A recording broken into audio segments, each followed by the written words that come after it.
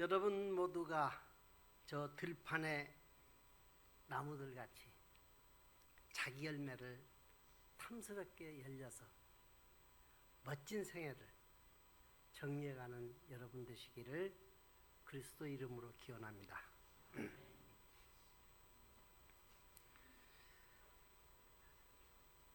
제가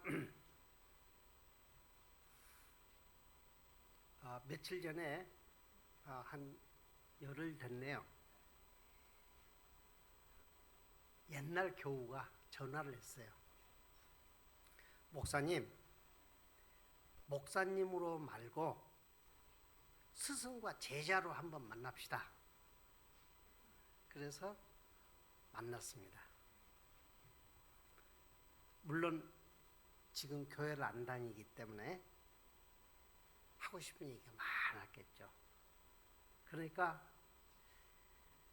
그 얘기는 만나서 제발 목사질 좀 그만하고 내 얘기 좀 들어달라, 그런 뜻이 있겠죠.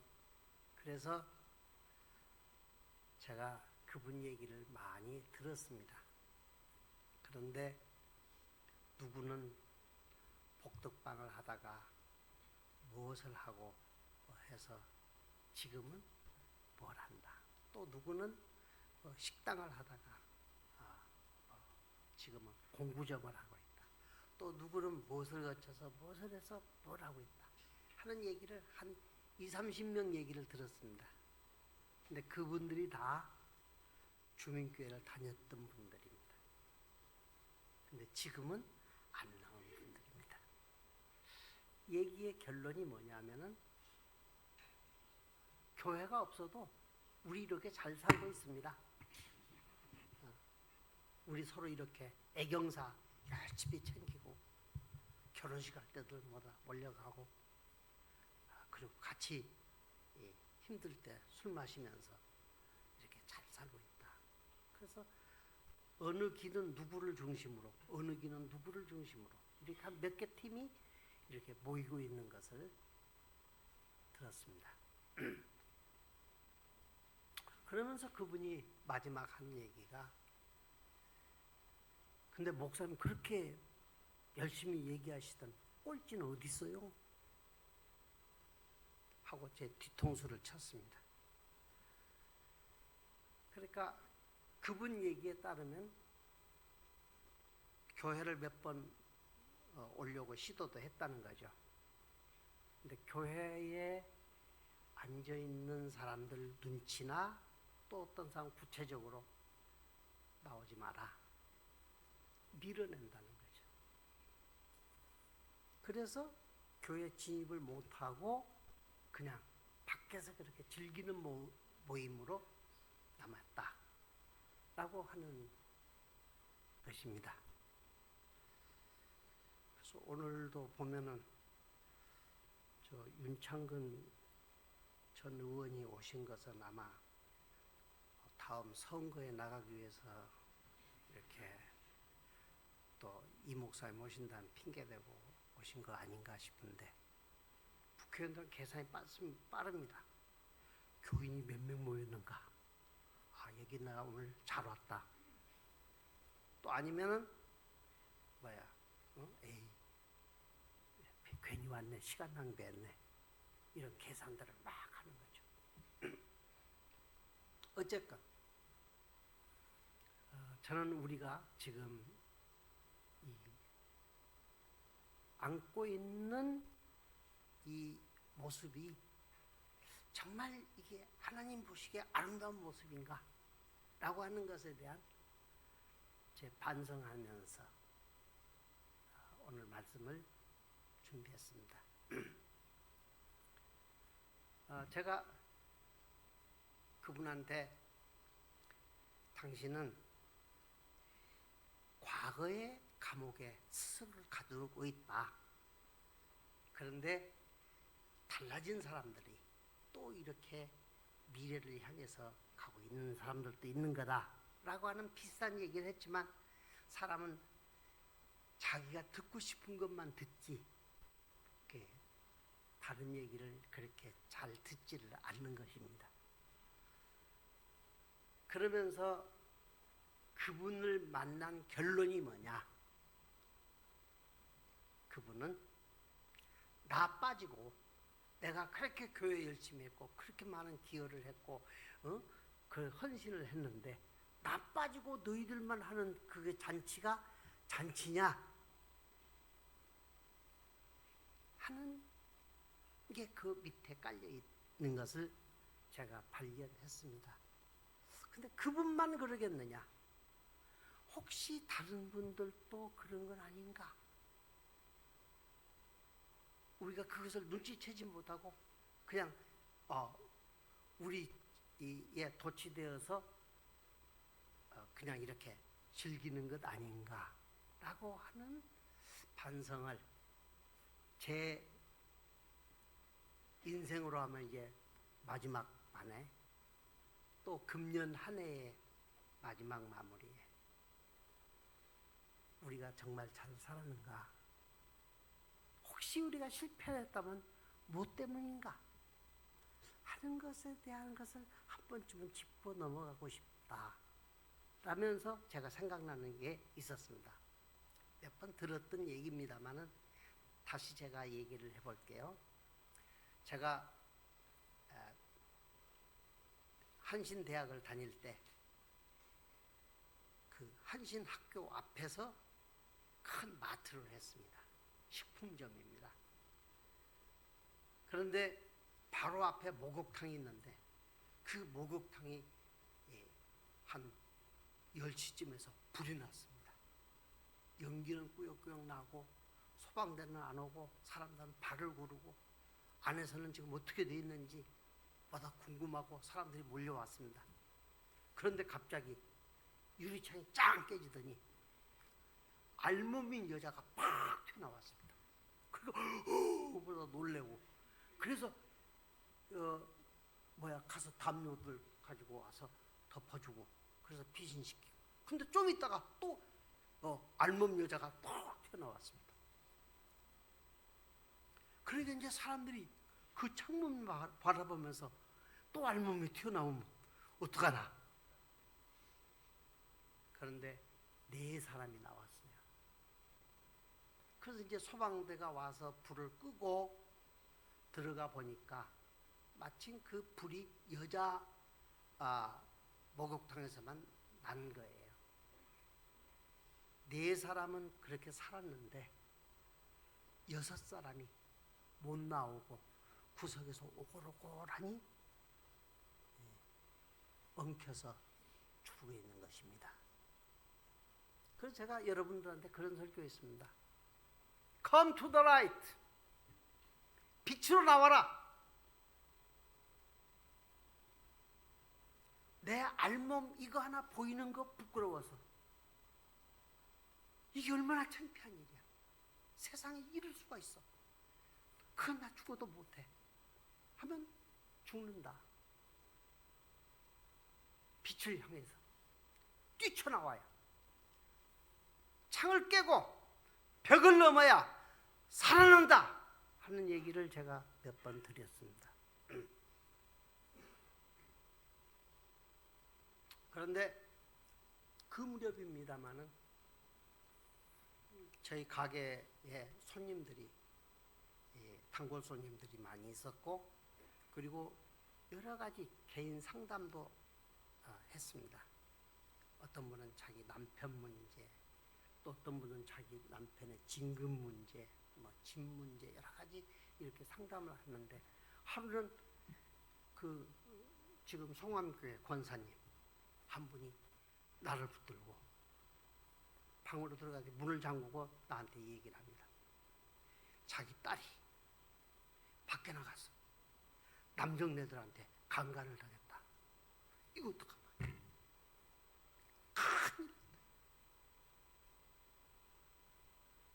세상에 권사 집안에서 이런 일이 일어났다고 하는 것 자체가 있을 수도 없는 일이고 있어서도 안 될 일인데 어떡합니까? 그래서 제가 안내해드린 것은 그렇습니다. 아무 문제가 없습니다. 가서 병원 가서 치료시키고, 그리고 심리적으로 너무 힘들어 할 테니까 심리 치료를 받도록 하십시오. 안 된다는 거죠. 교회가 알게 되면 얼마나 무서운 일이냐.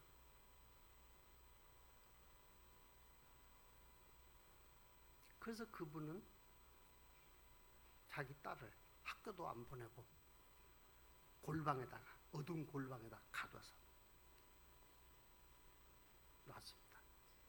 제가 성남에 와서 목회를 할 때 그 딸을 데리고 성남까지 와서 기도해 달라고 합니다. 그런데 이미 때가 늦었습니다. 그 딸은 이미 눈이 멀었고 손이 발발발 떨리고, 그리고 자기 스스로 자기를 이렇게 지탱할 수 있는 힘이 없었습니다. 그래서 결국은 그 딸은 얼마 후에 죽었습니다. 근데 저는 놀라운 사실 하나 발견했습니다. 그게 뭐냐? 그 조금 후에입니다. 세상에 아우성이라는 여자가 나타나서 세상을 막 뒤흔들었습니다. 아름다운 우리들의 성은 아름다운 것이다 하고 온 텔레비전을 이 강사가 도배를 하고, 그리고 전국에서 그를 데려다가 강의를 시키려고 교섭을 하는데 3년 예약하기 전에는 못 가는 그런 스케줄이 짜 있었습니다. 요즘 어떻게 됐는지 그분 소식이 잘 없어요. 그런데 놀라운 것은 그분도 똑같은 사건을 당한 거예요. 가서 남자들한테 강간을 당했어요. 근데 그 어머니가 딱 껴안고, 너는 아무 잘못 없다. 너는 아무 죄가 없다. 이건 지나가는 것이다 하고 병원 가서 치료하고, 그리고 아이를 격려하고 지원하고, 그래서 그 아이가 활발하게 학교도 그대로 다니고, 그러면서 야, 이 성이란 게 뭔데 이렇게 나한테 와가지고 이렇게 덮쳐서 나를 괴롭혔지? 성에 대한 연구를 하기 시작해서, 그래서 성 전문가가 돼가지고 성은 아름다운 것이다. 근데 그 아름다운 것은 이렇게 아름답게 처리를 해야 아름다운 열매가 되는 것이다 하고 세상 사람들을 막 가지고 노는 유명한 강사가 되어서 한참 동안 우리 사회를 그분이 뒤흔들었습니다.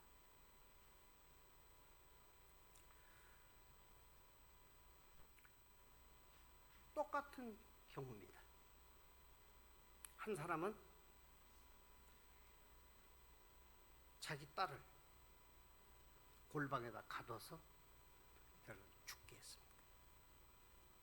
그런데 그 딸을 격려하고 지지하고, 그래서 파도라고 하는 것은 무서운 거다. 거기에 힘을 잃으면 모두가 다 죽고 마는 거다. 그런데 그 파도를 타고 넘으면 멋진 서핑을 할 수가 있고 인생의 쾌락을 느낄 수 있다. 이렇게 교훈한 부모 밑에서 자란 사람은 인생을 승리하고 성공적으로 살아가더라고요. 선택입니다. 우리는 뭘 선택하느냐. 제가 감옥에 있을 때 어떤 사람은 화장실에서 나오질 않아요. 아무리 끄집어내려도 안 나와요. 공간이 싫어요. 받기 싫어요. 사람 만나는 게 무서워요. 그래서 어둠컴컴한 그 화장실에 쭈그리고 앉아 있어야 마음이 편해요. 그러니까 그는 화장실만 들어가서 다른 사람들 일도 못 보게 막 늘 싸우고 그래요. 사람은 결국 자기 마음의 감옥을 만들고 살아요. 어떤 사람은 화장실만한 좁은 감옥, 또 어떤 사람은 방만, 어떤 사람은 운동자만, 어떤 사람은 세상 전체를 내가 사는 무대로 살아간단 말이에요. 그런데 우리들은 어떤 감옥에 스스로를 가둬놓고 사는가? 각자가 달라요. 그래서 저는 처음부터 욕을 많이 먹었죠.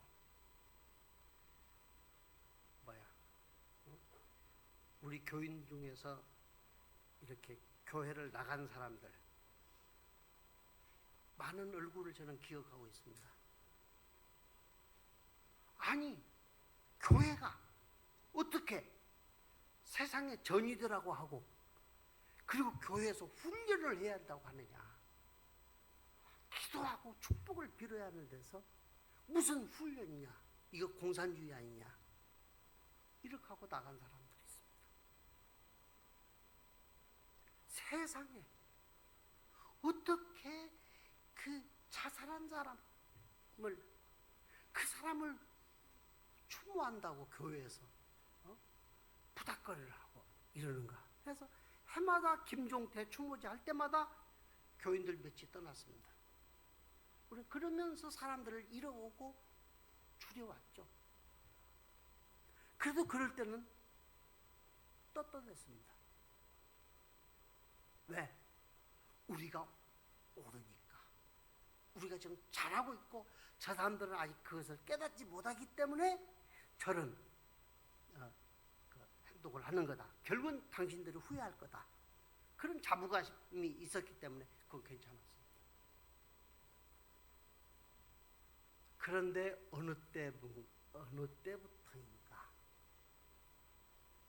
때부터인가 우리가 스스로의 벽을 쌓고 그리고 사람들을 밀어내는 그런 일은 안 했는가 하는 반성을 저는 하게 됩니다. 세상은 저는 그래서 교회라고 하는 온상에서 자라면은 이거 비리비리하니 그 제대로 크지 못한다. 바람을 맞고 비를 맞고 때는 눈빛 속에서 자라야 그 강직한 인간이 되지 않느냐. 그래서 저는 우리 학생 훈련을 대단히 지독하게 시켰습니다. 그래서 세상 어디에 내놔도 적응할 수 있는 사람, 그리고 그것을 뚫고 나갈 수 있는 사람, 거기에서 창의력을 발휘할 수 있는 지식자, 이런 사람들이 우리 속에서 자라기를 바랐던 거죠. 그러니까 결국은 이 기성교회, 교회는 축복받는 곳이다. 기도만 해야 한다. 라고 하는 그런 신앙을 가진 사람들에게는 우리는 비난의 대상이 되었고, 무슨 놈의 교회가 맨날 풍물 때리고, 온 여신도들이 그때는 장구 못 친 사람이 없었습니다. 그리고 막 거리 행진하고, 그리고 다니는 교회, 이거 무당교회다 하고 비난들이 우리한테 쏟아왔습니다. 그런데 저는 거기에서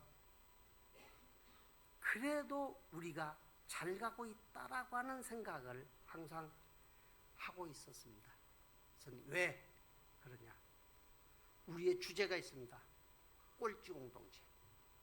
우리는 꼴찌 공동체다. 그래서 꼴찌로 가다가 세상이 바뀌어서 뒤돌아가 하면 우리가 첫째가 되는 거다. 그때는 그런 생각을 했던 것 같아요. 그래서 그 꼴찌 공동체에 대한 그 자신감, 이런 것들이 우리 모든 프로그램에 도배를 했죠. 그리고 그 속에서 우리는 그 함께 행진하고 또 독재 정권에 함께 투쟁하고 그러면서 항상 깃발을 들었습니다. 남과 북이 함께 사는, 더불어 사는 공동체. 이런 깃발들을 들면서 우리는 3.1절 행사들을 하면서 지나왔습니다.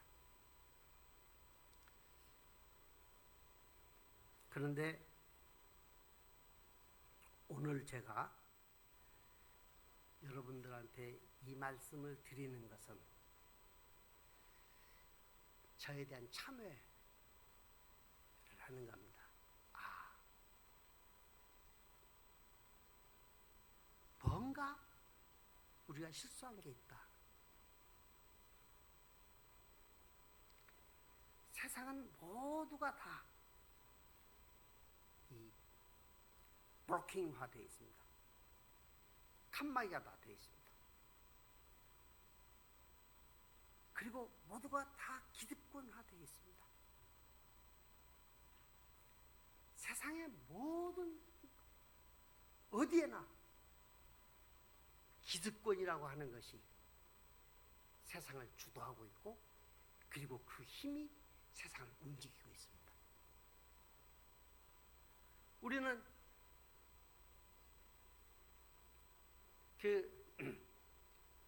이 기득권화된 세상 속에서 나는 어떻게 했는가 하는 반성을 저는 하면서 오늘 말씀을 읽으면서 제가 많이 참여를 했습니다. 그것은 이 세상에 내가 옳다라고 하는 기득권, 내가 옳다라고 하는 환상에 빠져서 그것을 확고하게 못 박으려고 했던 것들, 이런 것이 얼마나 하나님 앞에 부끄러운 일인가를 저는 요즘 깊게 반성해 갑니다. 오늘 여러분과 읽은 성경 말씀은 여러분이 너무도 잘 아는 탕자의 비유입니다. 큰아들은 대단히 모범생입니다. 의젓합니다. 모든 것을 계획대로 수행하고, 그리고 체계 있게 하고, 그리고 마지막 마무리까지 잘하는 MBTI로 하면은 TJ형입니다. 모범생이고 효자입니다. 그런데 작은 아들은 개망난입니다. 이놈이야말로 어디 칭찬해 줄 데가 없습니다. 멀리서 오는 저 도시의 소문들에 들떠서 이렇게 답답하게 어떻게 살아? 나도 가서 출세하고 싶고, 나도 한번 내 욕심을 챙겨보겠다. 아버지, 내 재산을 나한테 주십시오. 만류에도 불구하고 그는 재산을 싸들고 먼 나라로 가서 그 재산을 다 탕진했다는 겁니다. 친구들과 더불어 술 마시고, 그리고 여인들과 더불어 뒹굴고, 그러면서 돈이 떨어지니까 이제는 모든 것이 다 외면하고 갈 길이 없어서 결국은 저 시골에 가서 돼지 치는 집에 알바를 들어가서 돼지가 먹는 주염나무 열매라도 하나 더 먹으려고 그 인생의 밑바닥을 체험을 하면서 그가 뜬 눈이,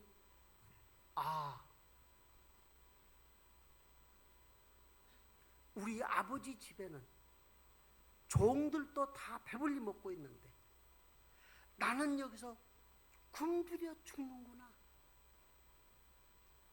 이 추운 날씨에 달빛이 비치는 그 빛을 바라보면서 그가 깨달은 거, 내가 나를 포기하자. 그는 내가 이제 돌아가서 아들이라고 하지 말고 하나님과 아버지께 죄를 지었으니 나를 종으로 써달라고 해야겠다 라고 결심을 하고 다시 돌아왔다는 거죠.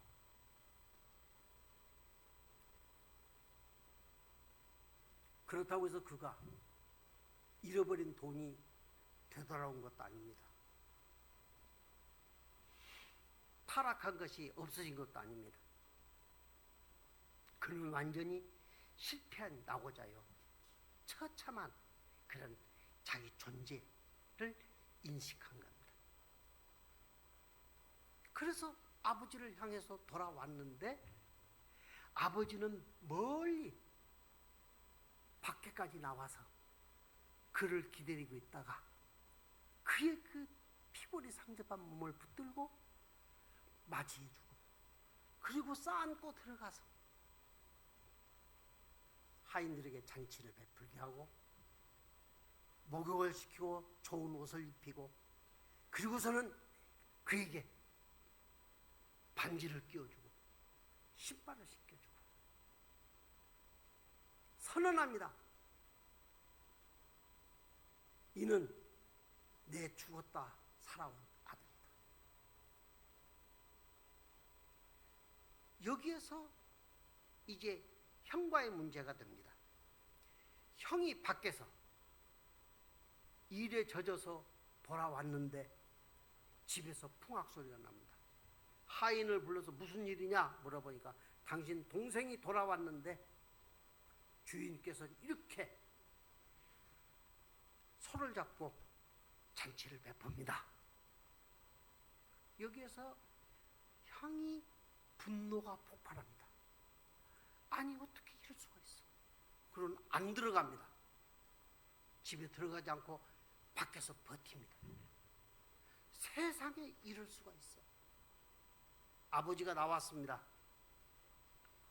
아버지에게 아버지 어찌 이럴 수가 있습니까? 나는 평생 아버지를 위해서 일했습니다. 나는 아버지를 위해서 온몸으로 헌신했습니다. 그런데 나한테는 염소 새끼 한 마리 친구들과 나눠 먹게 하지 않으신 분이 어떻게 이렇게 집안 재산을 망치고 저 여인들과 뒹굴고 다 써버리고 온 이 자식한테 이렇게 손을 잡아서 잔치를 베풀라고 하신 겁니까? 있을 수가 없습니다. 있을 수가 없습니다. 있을 수가 없습니다. 하고 항변합니다. 이것이 우리 인간사에도 똑같습니다. 세상은 다 브로킹화되어 있습니다.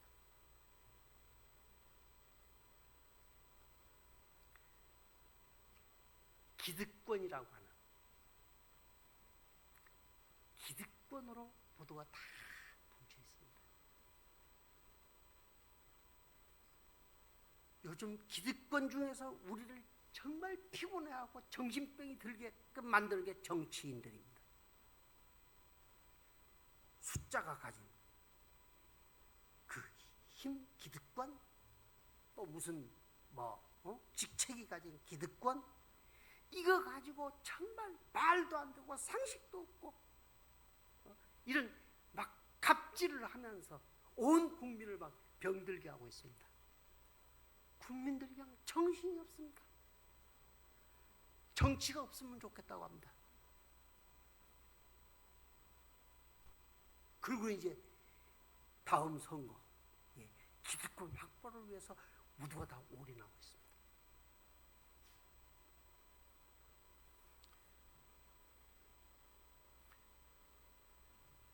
북은 북대로 북의 기득권, 남은 남대로 남의 기득권. 미국의 기득권, 중국의 기득권.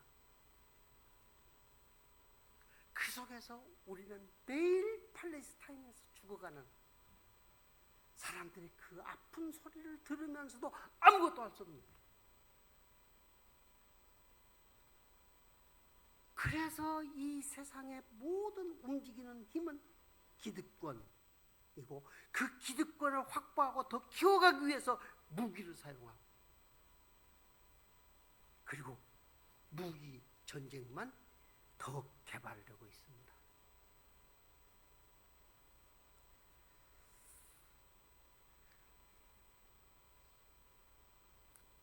저는 그럼에도 불구하고 저는 믿습니다.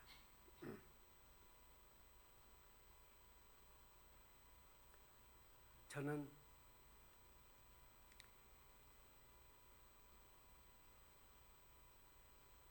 우리 인류 전체가 하나가 되는 세계 연방정부를 꿈꿉니다. 왜? 성서에서 모두가 다 한 하나님 앞에 하나가 된다. 그리고 거기에 죄인도 없고 처벌받을 사람도 없고 모두가 다 용서받은 하나님의 자녀들이다. 그 나라는 독사굴에 어린아이가 손을 넣을 수 있고 사자와 어린 양이 같이 노는 그런 나라. 강이 약을 짓누르는 나라가 아니라 강과 약이 함께 어울려 함께 사는 사회, 그것이 온다고 하는 것을, 그래서 주님께서 가르친 기도에 하늘에서 뜻이 이루어진 것 같이 땅에서도 이루어지다. 킹덤 컴, 하나님의 나라가 여기에 임하여 주옵소서 하는 기도를 우리가 반복해 가는 것입니다.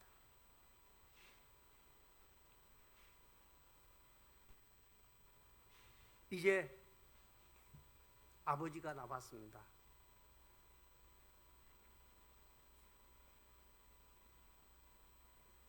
얘야, 네 동생은 다시 살아온, 죽었다가 살아온 동생이지 않느냐. 설령 네가 염소 새끼 한 마리 대접을 못 받았다 하더라도 죽었다 살아온 동생 얼마나 귀하고 값진 거냐. 여기에는 차이가 없는 겁니다.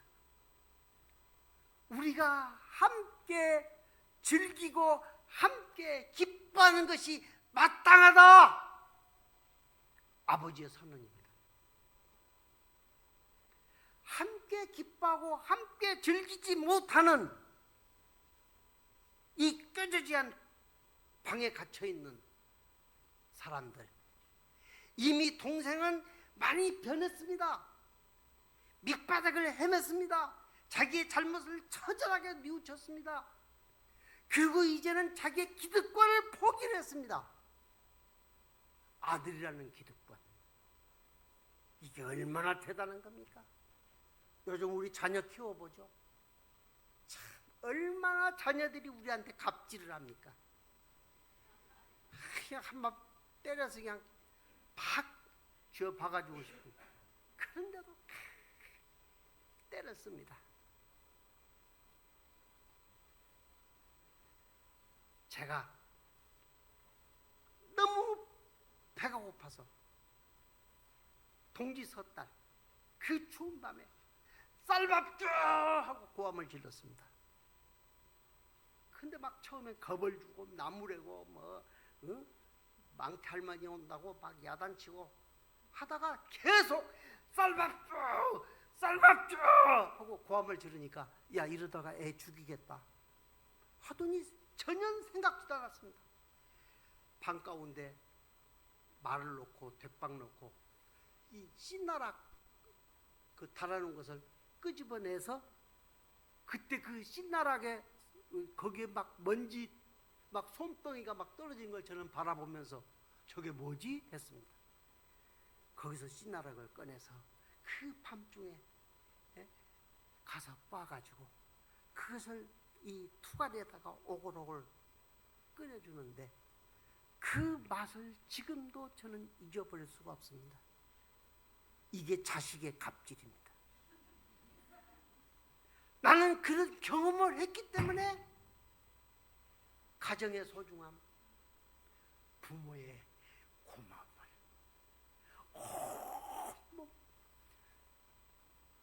느끼며 살았습니다.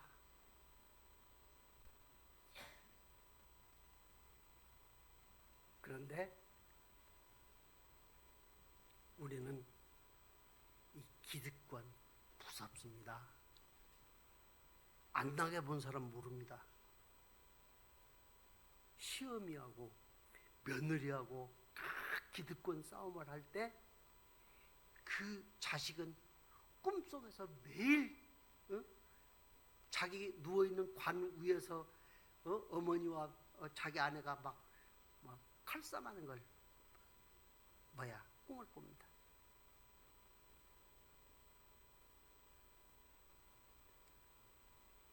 교회에서는 어떻습니까? 제가 목사를 오래 하면서 여러분한테 했던 기득권의 횡포, 이것이 여러분들을 너무 오그라뜨렸다.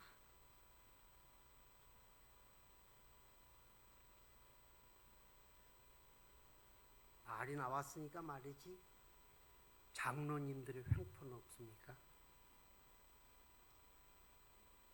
또 오래된 교우들,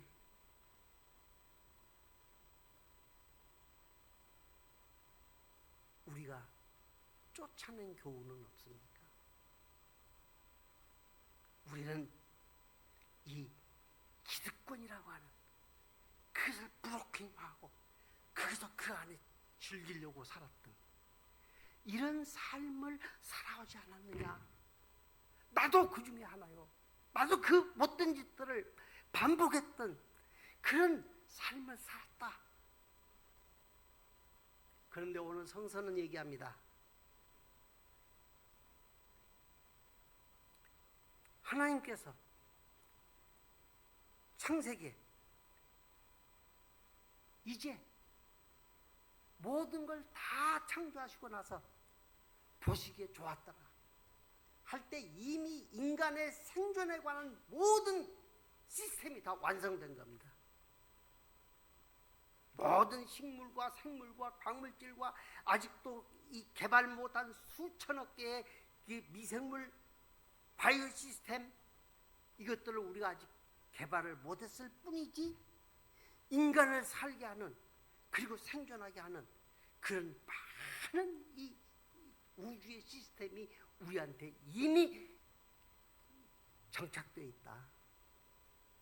그런데 우리는 내 것이라고 하는 기득권에 매여서 전철 탈 때 내 자리 하나 먼저 앉았다고 앞에 와서 쓰러져가는 할머니 보찜 하나 안 들어주는 젊은이들이 요즘 풍경인데, 이런 기득권으로 세상은 가득 차 있을 때 교회가 해야 할 일은 뭐냐? 기득권에 대한 포기, 이 연습을 해야 하고, 그리고 그것을 실천하는 것. 그래서 내 기득권을 가지고, 내가 가진 이 직책을 가지고 내가 뭘 했느냐? 나를 살리고 나만 충족하는 일에 내가 이것을 썼느냐? 아니면 모두를 설치게 하고 모두가 다 함께 넉넉하게 살게 하는 일에 나를 내놓았는가?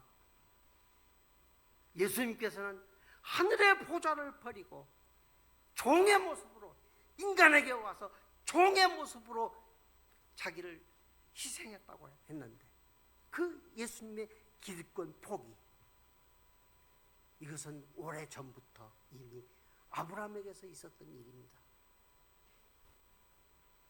조카 롯을 데리고 가서 이제 롯과 아브라함의 가족이 서로 땅을 분류를 해야 할 때 아브라함이 얘기합니다.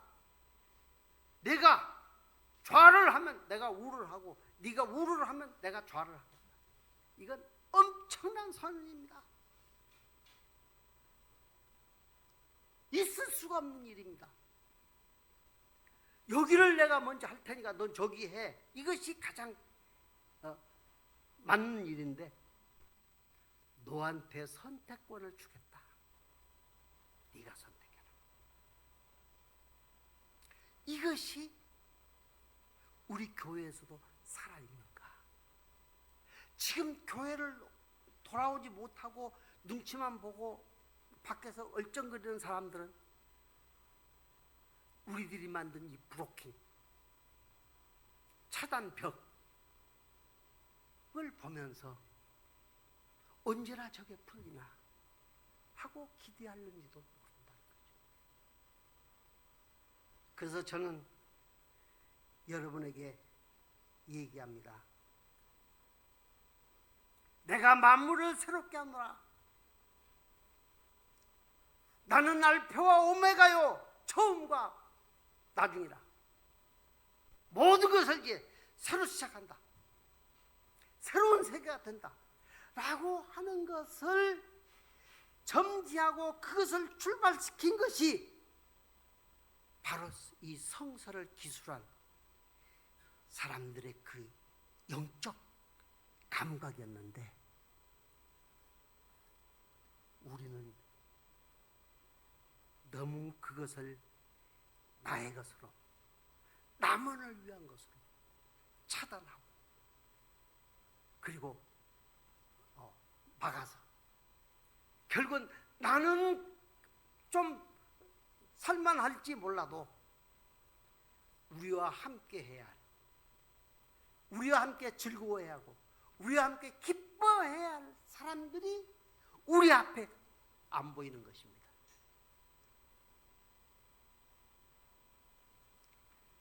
벽을 뛰어넘으면 삽니다. 알몸 나 한 번 보이는 거 그건 지나가는 겁니다.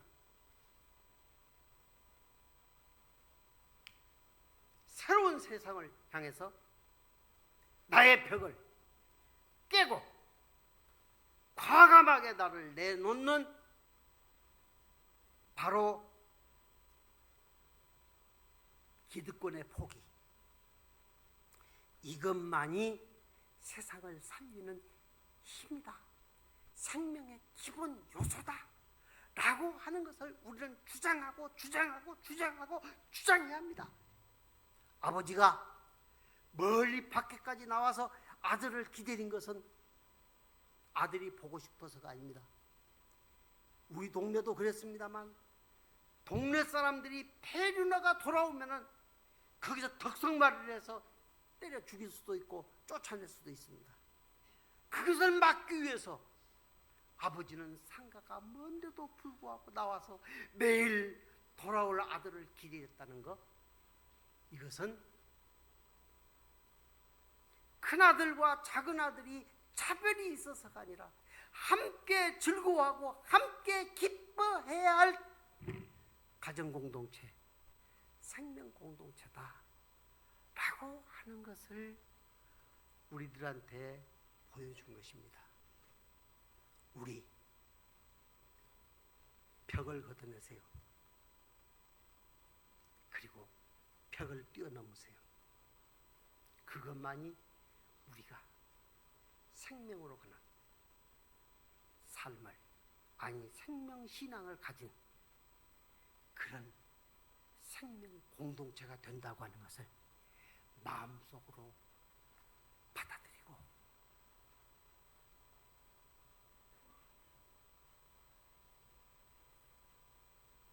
나를 조용하게 바치는 삶